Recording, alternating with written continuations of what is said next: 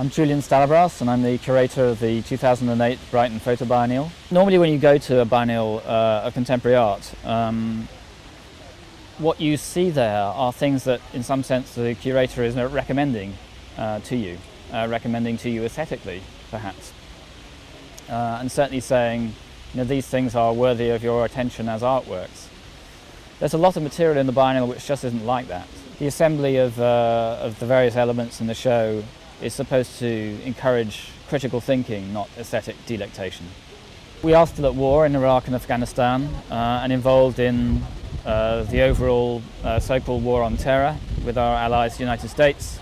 The US is openly, indeed it flaunts its violation of fundamental human rights and its use of torture.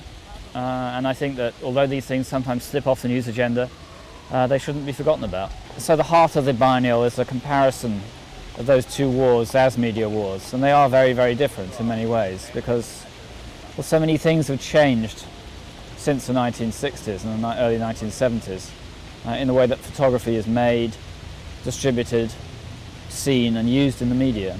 So it's an examination of those things. Those things that are most intensively covered by the media show you what the media thinks is most important and what it throws most resources at, what it throws the technology at, the people, in order to produce its most effective ideological products, and that's what we want to look at, and the way that product has changed too.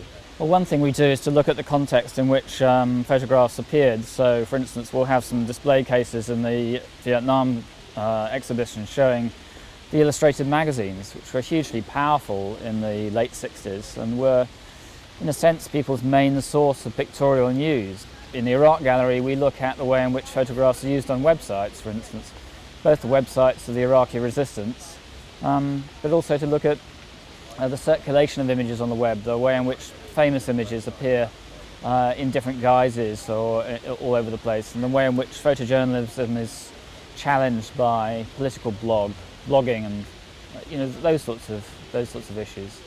So not just to look at the pictures themselves, but to see the pictures in their different media contexts. That's part of the idea of the biennial and the shows. Thomas Hirschhorn is one of the most prominent and, to my mind, interesting contemporary artists working today.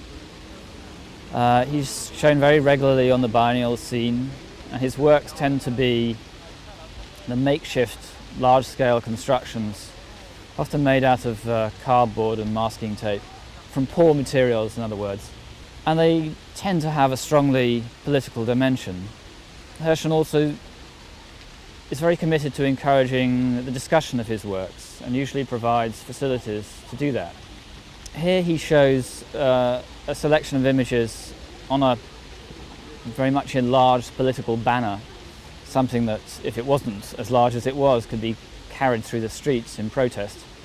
Hirschhorn takes all these images and he sticks them together in a way which suggests that he doesn't really care where they come from. And I think for his purposes that's right.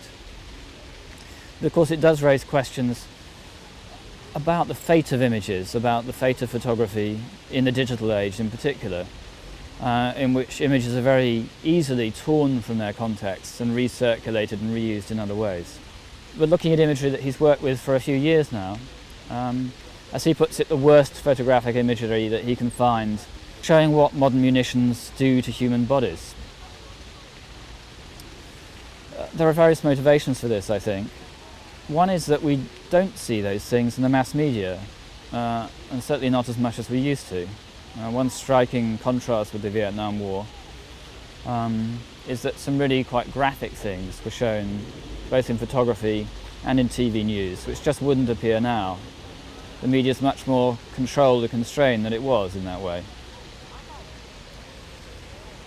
So people, Hirschhorn would say, are not facing the full consequences of what their governments are doing. They don't see it. So to see these things is ghastly in many ways and terrible, and the images have a horrible effect on us. But to forget them is perhaps worse. I'm Susan Diab and I'm the animator in residence for this show. I first became aware of Hirschhorn's work in 2002 when I visited Documenta 11 in Kassel in Germany, and he made a piece of work there called the Bataille Monument, which was a series of works in the space around Kassel. So it was actually in an estate in the north of Kassel. I was able to talk to local residents who were working within the installation and the exhibition. And by the time I came away, I was fairly convinced that they were genuinely interested and involved in this large social project which he had undertaken. I trained as a sculptor, and I still see my practice as sculpture, even though it takes a number of forms, including sound, sometimes objects, often working with other people. I was at the point with my own practice a few years ago where I was starting to want to involve other people in what I do.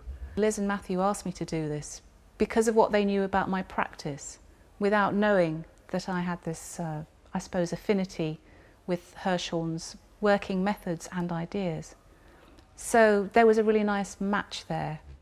The form that the residency is actually going to take is that I'm going to be in the gallery at weekends on specific dates in the afternoons between 3 and 5, mainly at weekends. And I'll be talking to people and listening to what people have to say about the exhibition. This will then feed into my own practice in all sorts of ways, which at the moment I can only begin to imagine. I may make a piece of sculpture of my own in response to Hirschhorn's work, which I'll do partly in my studio and maybe partly in Fabrica itself. We've got open studios for the Photo Biennial for 2 weekends at APEC. So that'll be another opportunity for people to kind of come and engage with what I'm doing and how I'm working within the residency.